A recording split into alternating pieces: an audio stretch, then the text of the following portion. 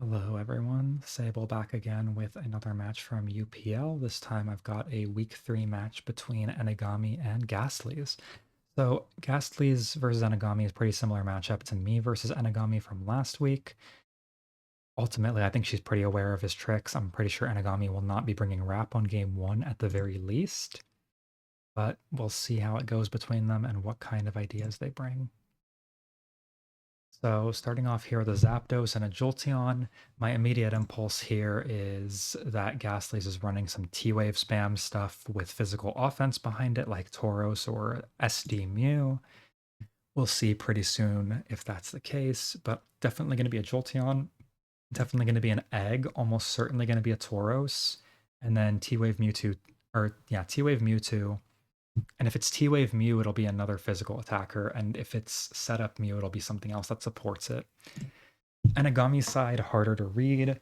And just because I can read what Ghastly's probably is bringing doesn't mean it's a bad idea. I think she's bringing good teams, even if it's pretty clear from the Jolteon what's going on here.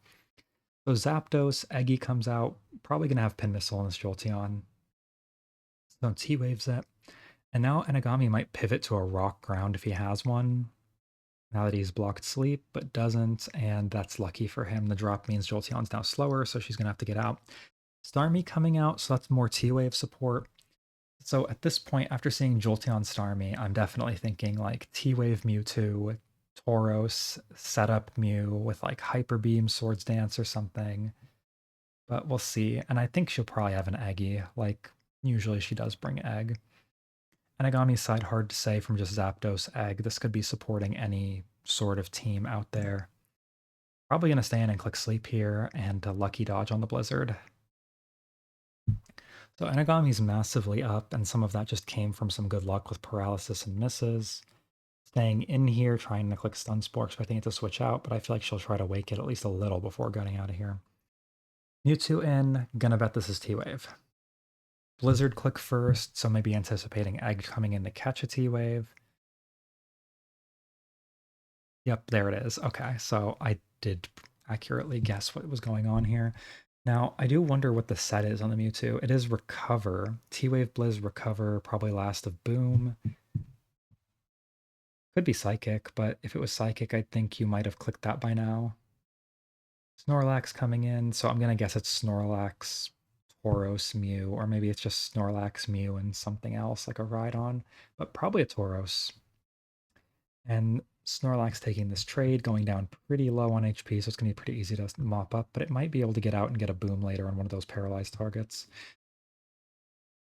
Right, I said there was an egg. There is an egg. So egg, Snorlax, that tells me the Mew is going to be a setup Mew for sure, something that's trying to sweep with Hyper Beam, Earthquake, or the like.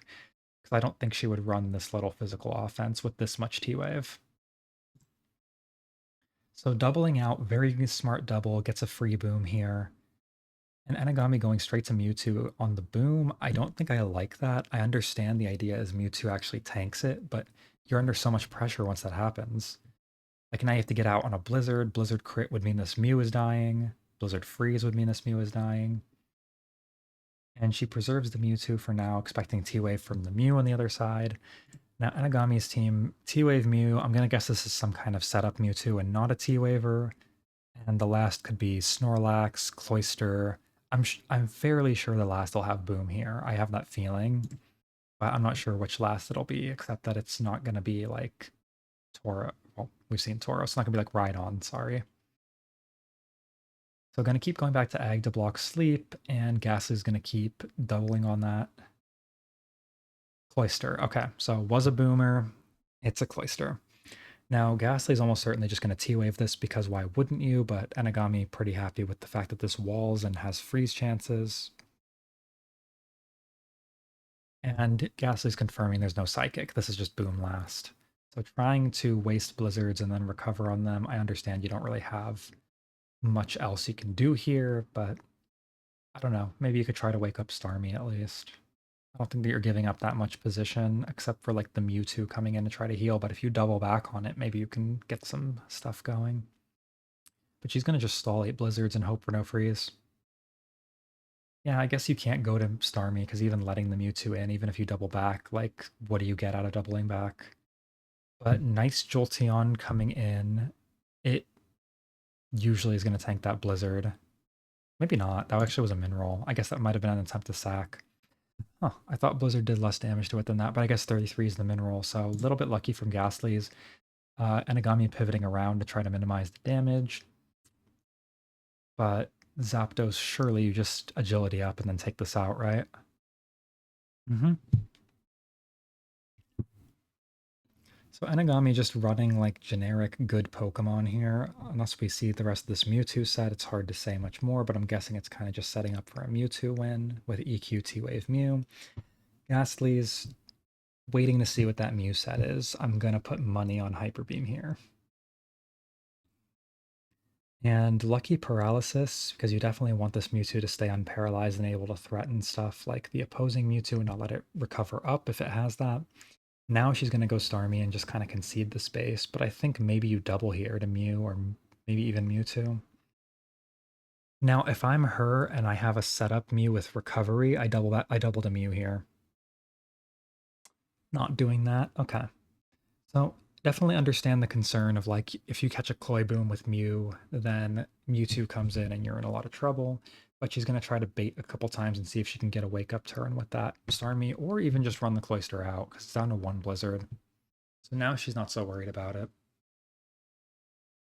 Liz, I think you needed a boom on that turn. Like now the boom is just obvious and predictable. Not sure why Mew is coming in or why the Cloyster is clamping. So I understand being afraid of the Starmie, but like coming in on boom. But I also don't because you have 100% paralyzed Executor. You will just get sleep back in return. The Mewtwo has one Blizzard, very easy to bait out. The Egg obviously can't block sleep. The Mew probably can't block sleep. So I think that was a big mistake to not just rip the boom immediately, and I'm also not sure why Gastlies is hard sending Mew into Cloyster. I feel like you're asking to lose your win con here. Just go to the Mewtwo, quick recovery. Now definitely recover or T-Wave here. Okay, so correctly calling the Mewtwo would stay in, try to win the tie at this point. Pretty reasonable this late in the game. Now I think you just boom. No matter what the situation is, I think you just boom. So not doing that. Nice call out on the Cloyster coming in. Going to the Egg to continue blocking asleep, not wanting to get the Mewtwo boomed. Not sure I super love this on either end of it. I don't know if I love the boom from her, but that actually makes sense in the context of this definitely being a setup Mew that's trying to win the game because you need the Egg worn down or it's just gonna blow up on you after stunning you. So I guess it makes sense. I do think maybe it's a little premature. I do also think you don't want to set up on something with boom. So she's going to go back to Mew and try to set up here, but this is worrisome. There's also a T-Wave Mew. I wonder if she just has to go for it.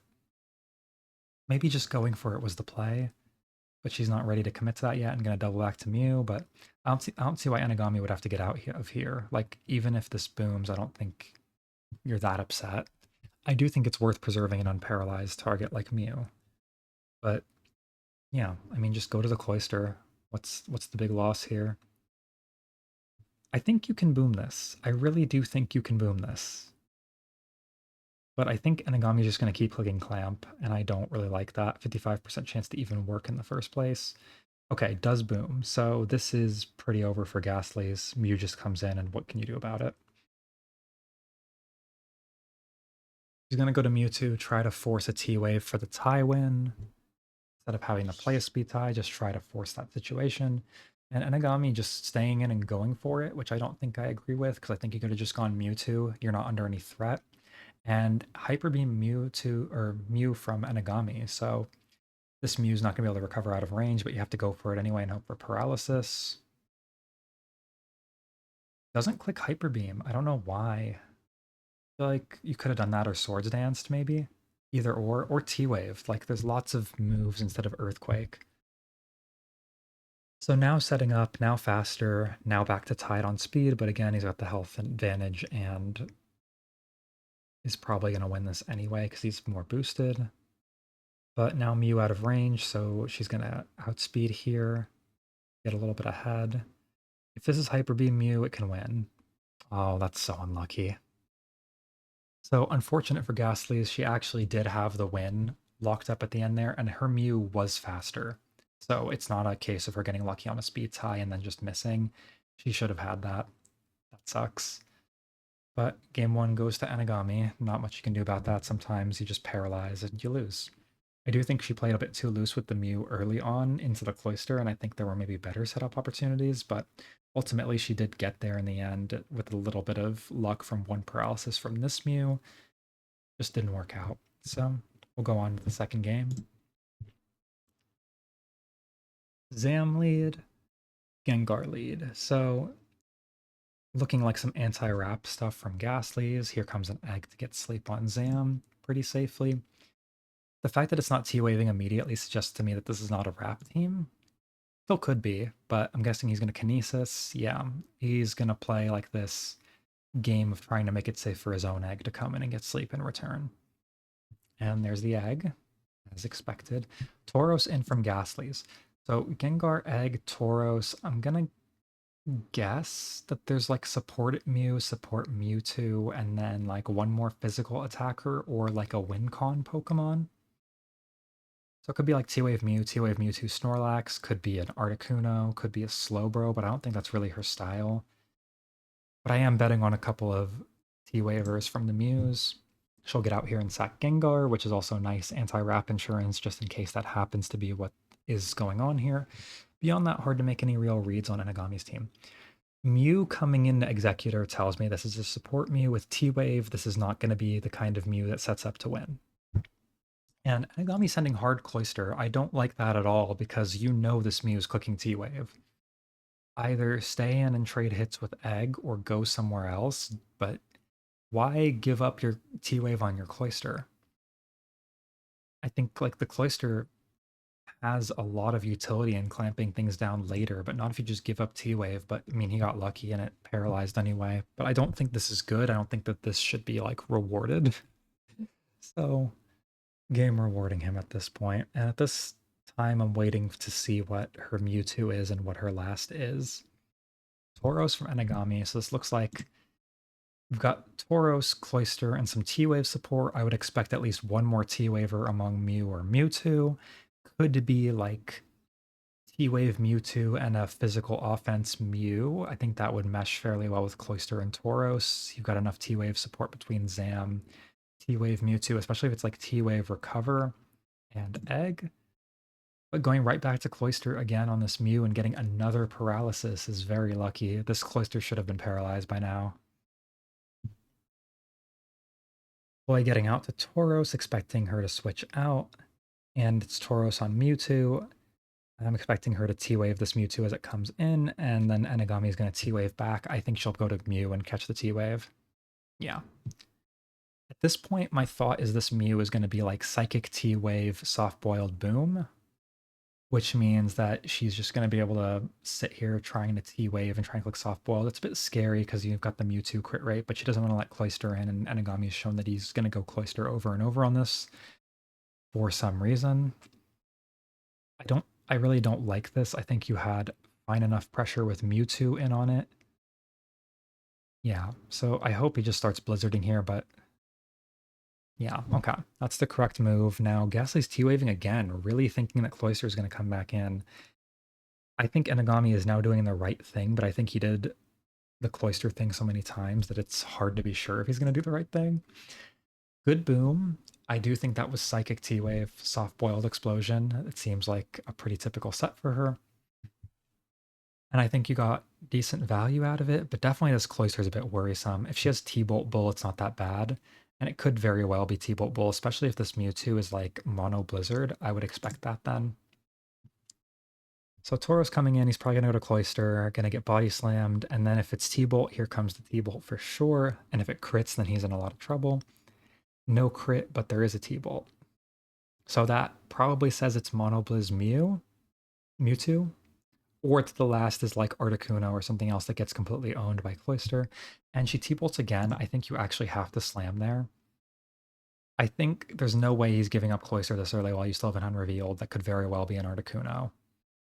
And I also think like the Mewtwo is telegraphing Mono Blizz. I think Enigami's always saving this to try to wall whatever thing is walled because one either the Mewtwo is going to be walled or the last is going to be walled. If you're running T-Bolt Tauros, you're kind of saying that. You still go for it here because you want the pressure, but I think you have to slam on this turn, catch the egg coming in, get a little more advantage than this. And now egg coming in, just going to play an egg war. But still, like, stunning it is good. It helps your Mewtwo in case it ever takes Para later to threaten this. Okay, just going for the boom immediately. I don't know if I love that, but that probably was the inevitable outcome of this anyway, so she's just kind of speeding it up. I do think because you have a Gengar, maybe you play that a bit more and try to bait a boom that you catch. Going for Psychic, expecting Mewtwo to come in. So this isn't walled by Cloyster, and that's good to know, although this Cloyster has been very lucky escaping Para like 3-4 times this game. And there is a Kuno. So this is pretty scary for Enigami. There's not really a way out of here without giving up a KO because you can't hard Cloyster into this. So, and she shows Double Edge, so it's not double Ice move. Blizzard, Double Edge, Hyper Beam, Agility. Now she'll definitely set up Agility on this Zam on this turn. If Enigami was crazy, he could have gone to Cloyster on the Agility turn and called that out, but it's a big risk for very little reward. So I'm going to give up the Zam. I'm going to bring in Cloyster after that to rest, probably. And it's pretty hard for this to go Cloyster. I don't think even Double Edge Crit will do it, because I'll do 32 max. And Double Edge Crit does not, in fact, do it, and the Cloyster will rest up. But this is, like, perfectly fine from Gastly's point of view. You just go Tauros and you start pressuring this immediately. There's a bit of a slam T-Bolt mind game, but, like, you just can T-Bolt. There's no really reason that you couldn't T-Bolt here. Tauros would take too much damage. Mewtwo would take too much damage. But he's going to save it, of course. So goes to Mew on T-Bolt. And given what the rest of this team looks like, I'm thinking this is going to be a setup Mew. So she's going to bail out and try to para it. Reflect? Okay, that seems really bad to reveal here.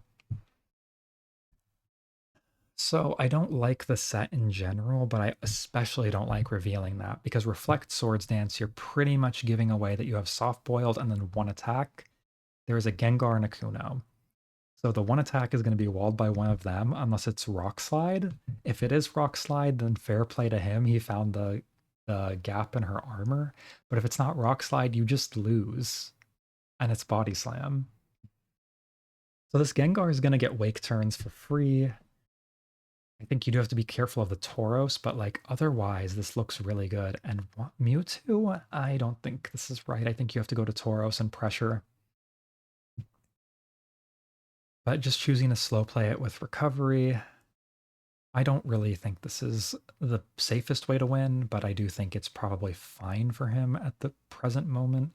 I think this game looks like it's coming down to a Tauros tie, because this Mew is useless. The Articuno is barely pressuring on the Cloyster, but kind of useless in the meantime, and the Tauroses have all the pressure here.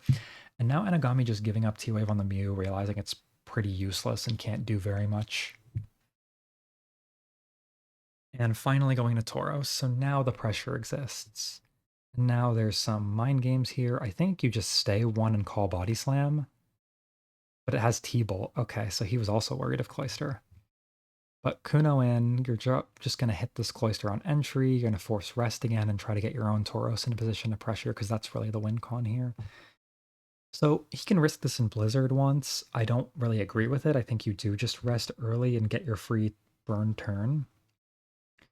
And a Blizzard, so he's just committing to taking this Kuno down so that Tauros can go for the speed tie sweep. And of course he threatened for Mew to catch a Hyper Beam, and it's not really a big threat because all it has is Body Slam for like 15% on Tauros.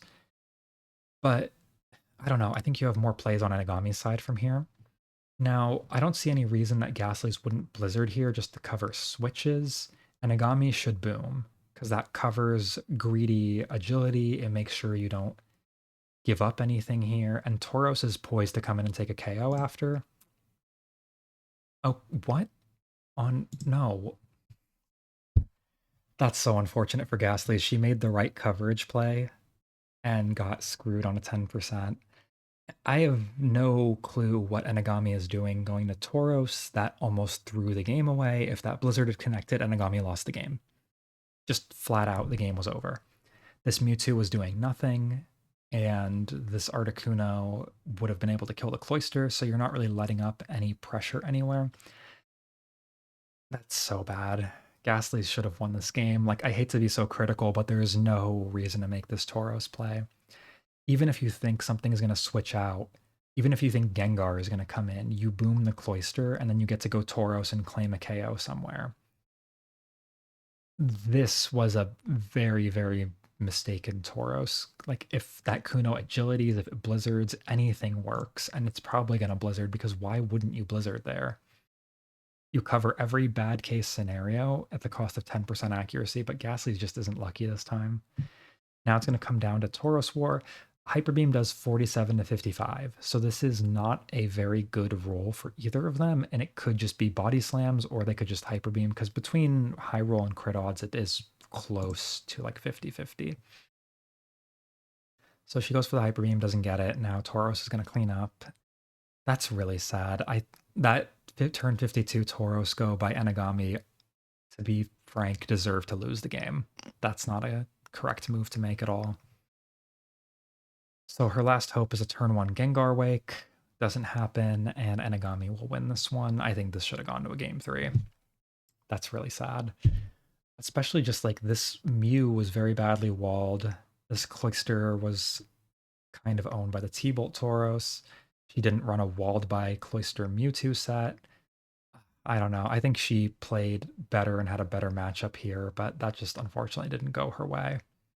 So still congrats to Enigami, not to take anything away from him. I think most of his turns were pretty solid. He made some nice double switches at points.